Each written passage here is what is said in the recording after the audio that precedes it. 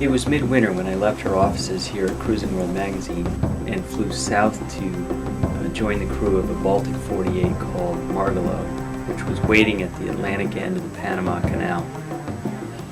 Owner Chip Johns had bought the boat in Seattle and was in the midst of sailing it around down the west coast through the canal, and I was going to help him sail it to Florida during the first couple weeks of January. It seems like yesterday I was flying into Panama City and then taking a kind of a bouncy 3-hour drive across that skinny country that connects North and South America. Just before we arrived at Shelter Bay, the marina at Fort Sherman where we were staying, I got my first view of the famous canal. We had to wait a couple days at Shelter Bay Marina for the heavy Caribbean trade winds to calm down. Besides taking a tour to watch the 95-year-old canal in operation, there was some work to do aboard Margalo. One of the major projects for our captain, boat owner Chip Johns, was fixing the refrigeration unit, which had been flooded out a couple of weeks earlier. These are my notes from when I took it apart. And you've had some parts couriered in from the West Coast for this? These were shipped from Oakland to Covina, California, and then picked up by Skip and brought from Covina to Panama City, and from Panama City No food. we transported them to Cologne, and now we're putting them in. So what are these two damaged parts down here? Those are the relays, the relay and the relay base that You've now replaced. flood. You had a little flood. We had a little flood. Once the fridge was fixed and we'd fueled up at the marina's fuel barge, we spent time looking around the marina and exploring the fort. It was a former American facility, now only partially occupied by the Panamanians. We also made regular trips out to the breakwater to look out to sea and see if the wind might be dying down a little bit, but the whitecaps kept coming. And then looking to the east across the canal, actually at that point it's the Bay of Limon, and it's an impressive parking lot full of ships waiting to go through the canal.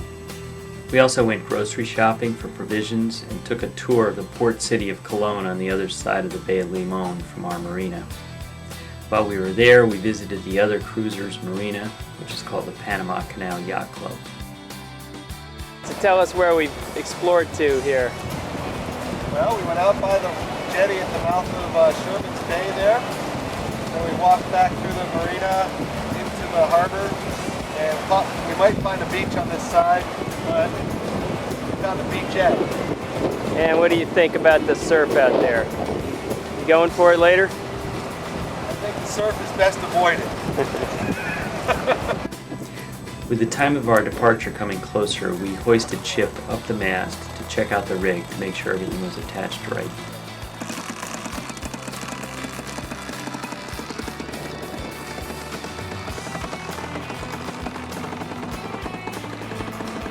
While he was up there, he played tourist and snapped a few pictures to share with us.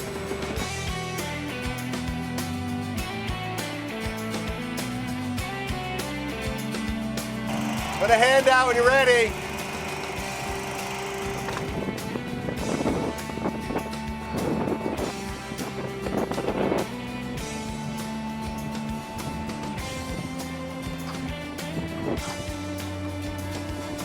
Although the wind was still blowing, Chip finally decided the weather was turning in our favor, and it was time to leave Shelter Bay behind.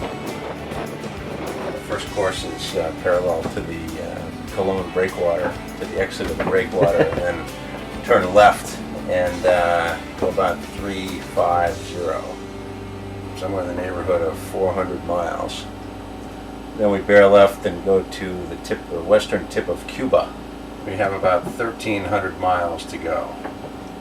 The wind should be right on the, we should be starboard tack, almost fetching the first waypoint, and then we bear off to Cuba, and and by the time we get to Cuba, it's probably 5 days up the track, and we don't have a very good idea on what's going to happen up there yet.